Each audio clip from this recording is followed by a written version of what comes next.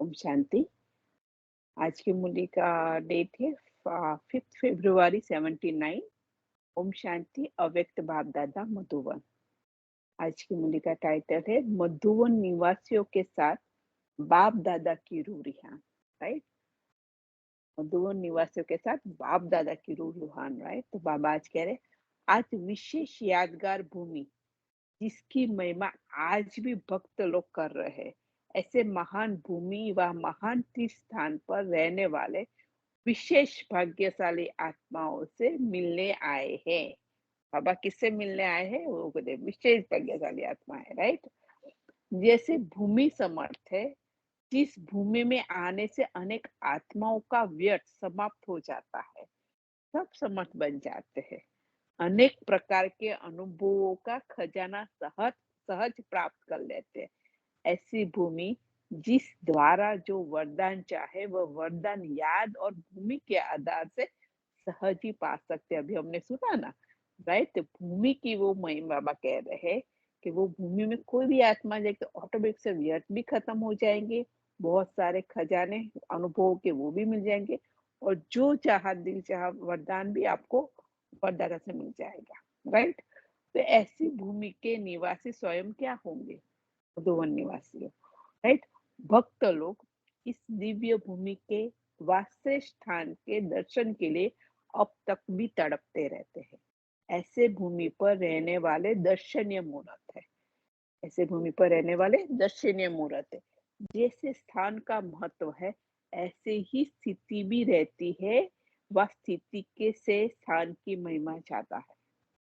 बाबा अभी हमें पूछ रहे हैं कि जो मधुवन निवासी वाले हैं, तो जो स्थान का महत्व ऐसे ही अपनी स्थिति रहती है आत्मा की स्थिति के स्थान की महिमा ज्यादा है। दूर रहने वाले सिर्फ मधुवन की स्मृति से ही समर्थ बन जाते हैं। राइट। हम जब को याद करते हैं, उसकी स्मृति से ही समर्थी आ जाती है, आत्मा में बल बढ़ जाता है। तो मधुवन निवासी क्या होंगे? जैसा महत्व है वैसे ही महान है। मधुवन स्थूल सूक्ष्म प्राप्तियों का भंडार है। स्थूल और सूक्ष्म प्राप्तियों का भंडारा है। सभी अपनी स्पीड और स्टेज श्रेष्ठ समझते हो। मधुवन निवासियों को जो साधन है, संग है, भूमि के महत्व का सहयोग है, वायुमंडल का सहज साधन है, उसी प्रमाण सिद्धि स्वरूप है। वर्ष बीते, ये वर्ष भी बीत गया, नया वर्ष चालू हो गया, इसका भी मास पूरा हो गया। एक मास की रिजल्ट में भी अनुभव क्या रहा? चढ़ती कला का अनुभव रहा। हर कदम जमा करने वाले अर्थात समर्थ रहा। स्वयं के प्रति और सर्व के प्रति विघ्न विनाशक रहे। हमें वो चेक करवाता है बाबा कि हर कदम हमने जमा किया। जमा का मतलब है समर्थ रहा। स्वयं के प्रति या सर्व के प्रति विघ्न विनाशक रहे। जबकि समय समीप आ रहा है। किसी का माइक्रोफोन चालू है, अनम्यूट म्यूट करें प्लीज। जबकि समय समीप आ रहा है, तो चारों ही सब्जेक्ट पे मार्क्स चाहिए। अब आप कहते हैं अभी समय हमारा समीप आ रहा है, तो हमें चारों सब्जेक्ट पे मार्क्स चाहिए। राइट। सेवा है हमारा, राइट, योग है, राइट, धारणा है, तो वो सारे सब्जेक्ट में हमें मार्क्स चाहिए। बाबा की याद है। तो जैसे सेवा के लिए सभी के मुख से एक आवाज निकलता है कि सेवादारी बहुत अच्छी है, वैसे ही ज्ञान, योग और धारणा भी हो। बाबा कहते हैं सारे लोग के मुख से वो तो जब भी जो भी मधुवन जाते हैं या मधुवन की चर्चा करते तो वो कहते हैं मधुवन निवासी सेवादारी बहुत अच्छे। लेकिन बाबा बाकी की 3 सब्जेक्ट में भी पक्का करवाते कि वो हो, ज्ञान और योग और धानामूरख भी हो। जैसे टोटल वायुमंडल में स्वर्ग का अनुभव करते हैं, वैसे व्यक्तिगत भी स्वर्ग वाले अर्थात सर्व प्राप्ति स्वरूप अनुभव करें। आत्मा ने बताया स्वर्ग की ही अनुभूति वहां पे होती है। बाबा ने बताया कि वैसे व्यक्तिगत भी स्वर्ग वाले अर्थात सर्व प्राप्ति स्वरूप अनुभव करें। चलते फिरते एक दो को फरिश्ता नजर आए। कहते चलते फिरते एक दो को फरिश्ता नजर आए। अच्छा, इस वर्ष सभी वर्ग वाले को संपर्क में लाऊं। ऐसे संपर्क में हो जो अपनी अथॉरिटी से इशारा मिलते ही सब कार्य संपन्न कर दे। समय पर संपर्क करते हो, बाद में संपर्क हल्का हो जाता है। अभी संपर्क बढ़ाओ। जैसे शुरू में लक्ष्य रखा रहता था कि हर एक का भाग्य जरूर बनाना है, वैसे अब लक्ष्य हो कि हर वर्ग की आत्माओं को संपर्क में लाकर विशेष सेवा के अर्थ निमित्त बनाकर सहयोग ले। विशेष सेवा का तो उसको निमित्त बनाकर सहयोग ले। अभी सभी स्थानों पर मध्यम क्वालिटी है, लेकिन आखिरी तो सब तक पहुंचना है। ऐसी विशेष आत्मा निकले जो एक द्वारा अनेकों को संदेश प्राप्त हो जाए, उमंग उत्साह पैदा हो जाए। तब तो क्यों लगेगी। इस वर्ष ये क्वालिटी की सर्विस होनी चाहिए। विश्व पिता का टाइटल है तो विश्व में तो वैरायटी चाहिए ना। नास्तिक भी हो तो भी संपर्क में जरूर आए। ज्ञान को भी न सुने, लेकिन परिवर्तन देखकर संपर्क में आए। देखो, बाबा कहते ज्ञान को भी नहीं सुने, लेकिन आपका परिवर्तन देख के वो संपर्क में आए। नया विश्व की स्थापना के लिए सब प्रकार के बीज चाहिए, तब विश्व कल्याणकारी बन सकेंगे। धर्म राज्य के नेताएं भी इतना जरूर माने कि इन्हों का परिवर्तन और जो विधि है ना वो बहुत ही अच्छी है। वह क्या कहते हैं, सारी आत्मा जरूर के जो हमारे में परिवर्तन है और उसकी जो विधि है ना वो सबसे अच्छी है। धर्म नेताएं भी ऐसे अनुभव कर सहयोग में आएंगे। अच्छा, अब टीचर से मुलाकात है। तो बाबा कहते सभी टीचर्स विशेष सेवादारी अर्थात बाप को अपनी वाणी द्वारा कर्म द्वारा प्रत्यक्ष करना ही विशेष सेवादारियों का कर्तव्य है। अब तक जो किया वह यथाशक्ति नंबरवार पुरुषार्थ अनुसार बहुत अच्छा किया। राइट, बाबा के जो किया वो बहुत अच्छा, लेकिन अब तक रिजल्ट में आत्माओं का ये अनुभव कि ये महान आत्माएं है, महान जीवन वाली है। ये अनुभव कोई कोई आत्माओं ने किया है। महान आत्मा है, महान जीवन वाली है, लेकिन कोई कोई आत्मा ने अनुभव किया है और वर्णन भी करते हैं। लेकिन अब बाकी क्या रहा। राइट, बाप ने जीवन बनाकर बच्चों के आगे किया, जो जीवन की महिमा करते रहते हैं। लेकिन अब बच्चों का कर्तव्य क्या है। आपने अपना जीवन बना के बच्चों के ब्रह्मा बाबा को फॉलो करना है। अब तो हमारे जीवन की महिमा, राइट, लेकिन अब बच्चों का कर्तव्य क्या है। जो बाप बैकबोन है, गुप्त रूप में पाठ बजा रहे हैं। बाप को प्रत्यक्ष करना है, श्री बाबा को मैं प्रत्यक्ष करना है। सुनाने वाले को पहचानते हैं, लेकिन बनाने वाला अभी भी गुप्त है। जो वाणी से सेवा करते हैं उसको पहचानते हैं, लेकिन उसमें से शक्ति कौन बन रहा है। राइट, वो किसकी सेवा कर रहा है। राइट, उसका लक्ष्य क्या है। तो बाबा कहते हैं लेकिन बनाने वाला अभी भी गुप्त है। अब बनाने वाले को प्रत्यक्ष करना, उसको ऐसा किसने बनाया जो ऐसी सेवा कर रहा है। अब बनाने वाले को प्रत्यक्ष करना अर्थात विजय का झंडा लहराना है। विशेष जिस समय स्टेज पर आते हो उस समय स्वयं भी बाप की स्नेह और प्राप्ति में लवलीन स्वरूप हो। जैसे लौकिक रीति से भी कोई किसके स्नेह में लवलीन होता है, तो चेहरे से, नैनों से, वाणी से अनुभव होता है कि ये लवलीन है, आसुक है। जैसे ऐसे जब स्टेज पर आते हो तो जितना अपने अंदर बाप का स्नेह इमर्ज होगा, उतना स्नेह का बाण औरों को भी स्नेह में घाल। जितना हमारे अंदर वो जागृत होगा बाप का स्नेह, बाबा उन टीचर्स को कह रहे, वही वो स्नेह का बाण औरों को भी स्नेह में घाल। उस जो अपने अंदर वही सामने वाले को वो अनुभूति करा सकता है। भाषण की लिंक सोचना, पॉइंट दोहराना कि स्वरूप नहीं हो, लेकिन स्नेह और प्राप्ति का संपन्न स्वरूप हो। राइट, बाबा कहते भाषण की लिंक सोचना, पॉइंट दोहराना ये स्वरूप नहीं है, लेकिन बाप के स्नेह में और प्राप्ति के संपन्न स्वरूप अथॉरिटी हो। जिस चीज की अथॉरिटी होते हैं उनको सोचना नहीं पड़ा, जिसके अधिकारी उसको सोचना नहीं पड़ा, सोचा हुआ ही होता है। स्टेज पर आने से पहले मनन करके बुद्धि में पहले से ही टॉपिक का स्पष्टीकरण कर लेना चाहिए। आना उस समय इस अटेंशन में नहीं रहना चाहिए। टॉपिक तैयार होगी तो टॉपिक की भी अथॉरिटी हो बोलेंगे ना। अगर तैयार होगी तो कॉन्फिडेंस से वो चीज बोलेंगे। पॉइंट को ही सोचते रहेंगे तो अथॉरिटी अनुभव नहीं होगी। पहले स्नेह और प्राप्ति स्वरूप हो। दूसरा, जब बोलना शुरू करते हो तो एक अंदर की अथॉरिटी और बोल में पहले दिल की आवाज से बाप की महिमा हो। जैसे दिन है शिवरात्रि का, तो शिवरात्रि अर्थात बाप को प्रत्यक्ष करने का दिन। इसी को ही परमात्म बॉम्ब कहा जाता है। बाबा परमात्म बॉम्ब की बहुत अच्छे से समझानी देते हैं, राइट।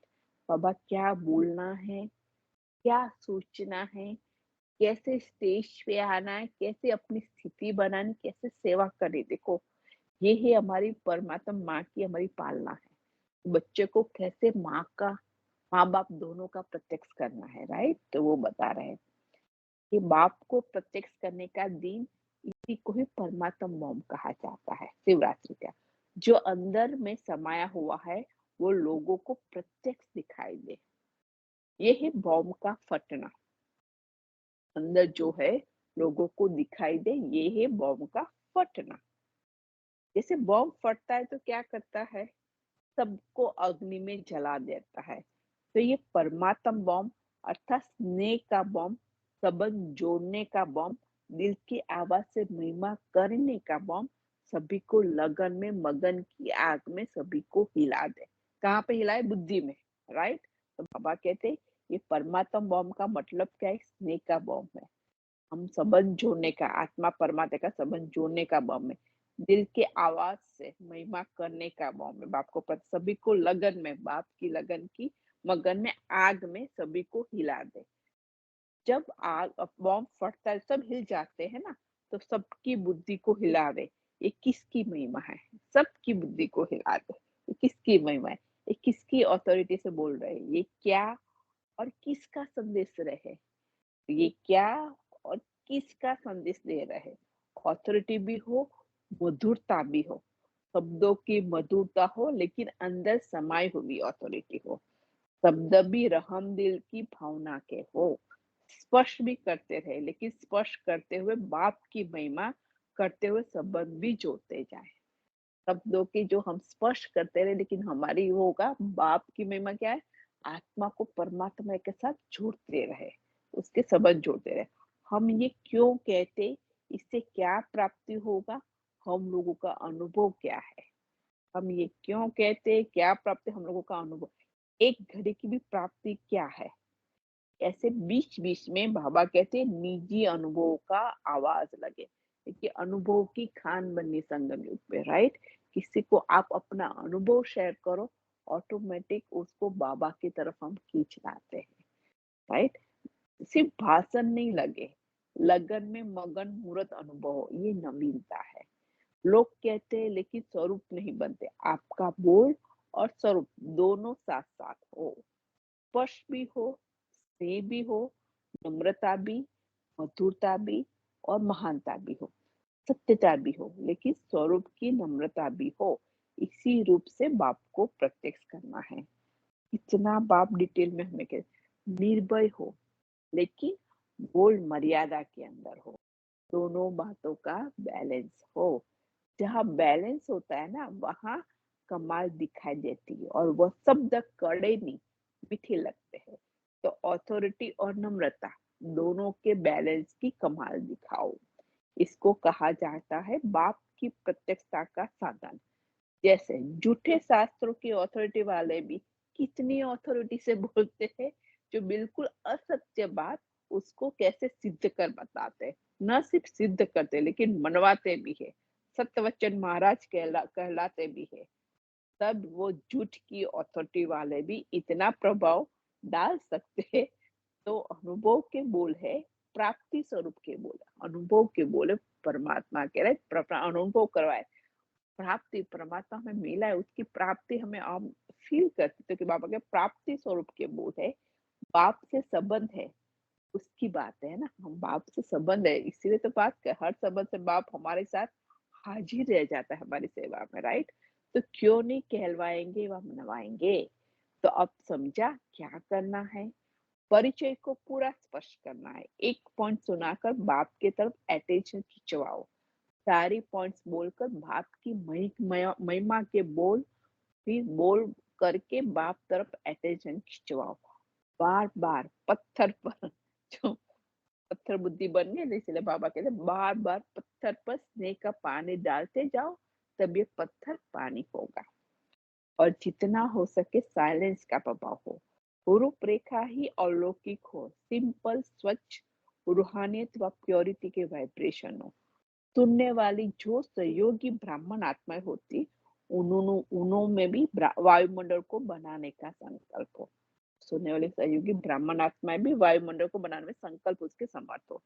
जैसे अगरबत्ती वायुमंडल को परिवर्तन कर देती है, वैसे सब ब्राह्मण आत्माओं की वृत्ति, रहम की वृत्ति अगरबत्ती का काम करे, जो आने से ही उनको महसूस हो ये सभा कोई अलौकिक सभा है। अच्छा, स्नेह मिलन से स्नेह की झोली भरकर जाएंगे और फिर सबको स्नेह बांट देंगे। जो भी आत्मा ने बताया, स्नेह की झोली भरकर जाएंगे और फिर सबको स्नेह बांट देंगे। बाप का स्नेह ऐसा स्नेह स्वरूप हो जावे जो सबको आपके चित्र चलन से बाप का स्नेह नजर आए। ऐसा मिलन मना रहे हो ना। स्नेह मिलन अर्थात दृढ़ संकल्प धारा, स्व परिवर्तन और सर्व के परिवर्तन सहयोगी बनना। स्नेह मिलन का बाबा ने बताया हमारे दृढ़ संकल्प से स्व का परिवर्तन और सर्व के परिवर्तन के सहयोगी बनना है। ये है स्नेह मिलन की विशेषता। स्नेह मिलन अर्थात प्रैक्टिकल संस्कार मिलन। जैसे मिलन में, स्थूल में मिलन में क्या हाथ मिलाते हैं ना, तो ये मिलन है संस्कार मिलन। स्नेह मिलन अगर सबके संस्कार मिलकर बाप समान हो जाए, एक ही सबके संस्कार हो जाए, तो क्या होगा? एक राज्य एक धर्म वाली दुनिया आ जाएगी।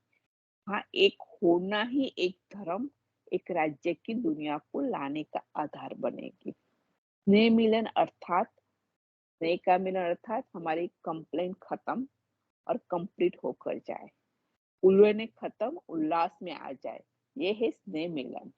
अब विदेशी भाई बहनों से मुलाकात। बाबा विदेशी भाई बहन से क्या बात करते हैं, देखो बाप बता सभी लवलीन रहने वाले बच्चों को देख हर्षित होते हैं, राइट।